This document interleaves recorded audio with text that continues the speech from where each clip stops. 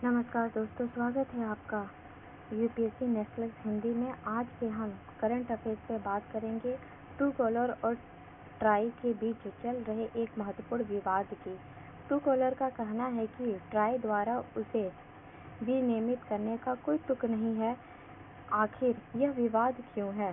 Try क्या चाहता है और यह मुद्दा यूपीएससी व अन्य स्टेट पीसीएस प्रतियोगी परीक्षाओं के लिए क्यों महत्वपूर्ण है? आइए आसान भाषा में समझते हैं। मुख्य समाचार।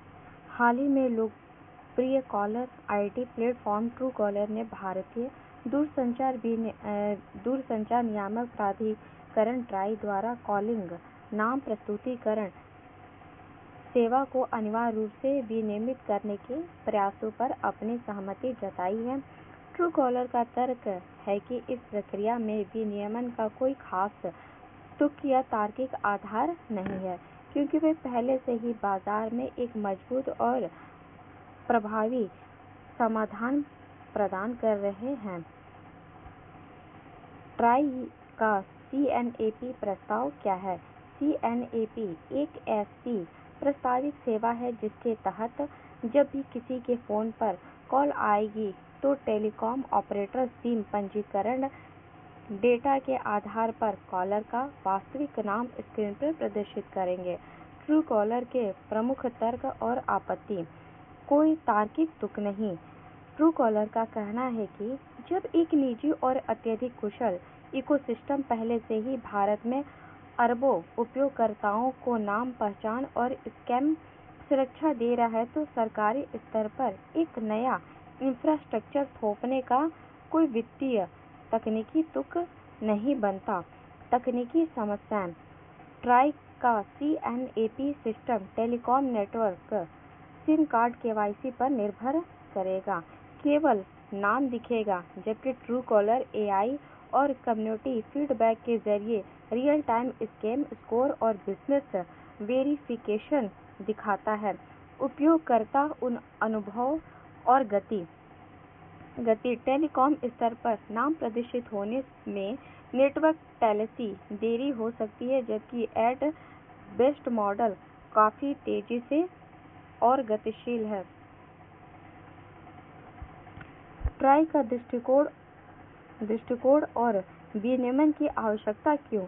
ट्राई और सरकार का मानना है कि नागरिक सुरक्षा साइबर फ्रॉड को रोकने के लिए आधिकारिक नियमन आवश्यक है। महत्वपूर्ण साइबर धोखाधड़ी और स्कैम कॉलर पर लगाम। वर्तमान में वित्तीय फ्रॉड करने वाले लोग फर्जी नामों या बिना किसी वजह के कॉल करते हैं। केवाईसी आधारित नाम दिखने से वित्तीय धोखाधड़ी में कमी आएगी। डेटा गोपनीयता और संप्रभुता। Data policy. तीसरे पक्ष जैसे ट्रू कॉलर पर कोई उपयोगकर्ता का डेटा स्कोर होता है, डेटा लीक और गोपनीयता का खतरा रहता है। सरकारी ऑपरेटर स्तर पर सीएनएपी होने से डेटा देश के भीतर और अधिक सुरक्षित रहेगा। समानता। यह सेवा बिना स्मार्टफोन या बिना इंटरनेट वाले फीचर फोन उपयोगकर्ताओं के लिए भी उपलब्ध हो सकेगी, जो ट्रू कॉलर ऐप डाउनलोड नहीं कर सकते।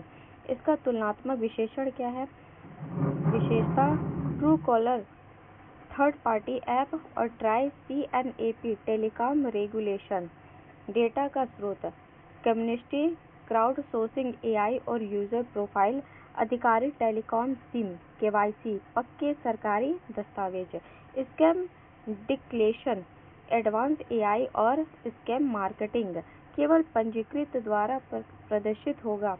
फीचर फोन स्मार्ट सपोर्ट समिति या अनुबंध पूर्ण रूप से उपलब्ध सभी प्रकार के फोन पर यह कार्य करेगा। डेटा गोपनीयता। निजी कंपनी के पास डेटा विज्ञापन आधारित मॉडल, टेलीकॉम ऑपरेटर के पास सुरक्षित कड़े नियम। का निष्कर्ष क्या है?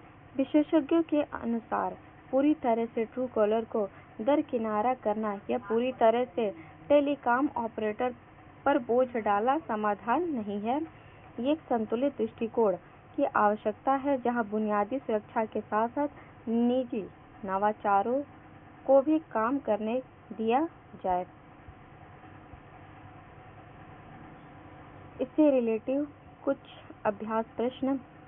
ट्राई द्वारा प्रस्तावित CNAP सेवा का मुख्य आधार क्या है? A. उपयोगकर्ताओं द्वारा ऐप पर किया गया crowd source data. B. SIM card पंजीकरण के समय जमा किए गए आधिकारिक KYC data. C. Social media profile और artificial intelligence. D. International roaming data base. इसका सही उत्तर है B. सिम कार्ड पंजीकरण के समय जमा किया गया आधिकारिक KYC। इसका दूसरा क्वेश्चन है, ट्रू कॉलर के अनुसार ट्राई द्वारा CNAP को अनिवार्य रूप से लागू करने का कोई तुक क्यों नहीं है? A. क्योंकि भारत में कोई भी स्मार्टफोन का उपयोग नहीं करता। B. क्योंकि एक निजी इकोसिस्टम पहले से ही प्रभावी रूप से नाम पहचान और स्कैम सुरक्षा प्रदान करता है। C. क्योंकि टेलीकॉम कंपनी के पास कोई डेटा नहीं होता। D. कोई स्कैम कॉल्स पूरी तरह से समाप्त हो चुकी है। इसका सही उत्तर है B. क्योंकि एक निजी इकोसिस्टम पहले से ही प्रभावी रूप से नाम पहचान और स्कैम सुरक्षा प्रदान कर रहा है।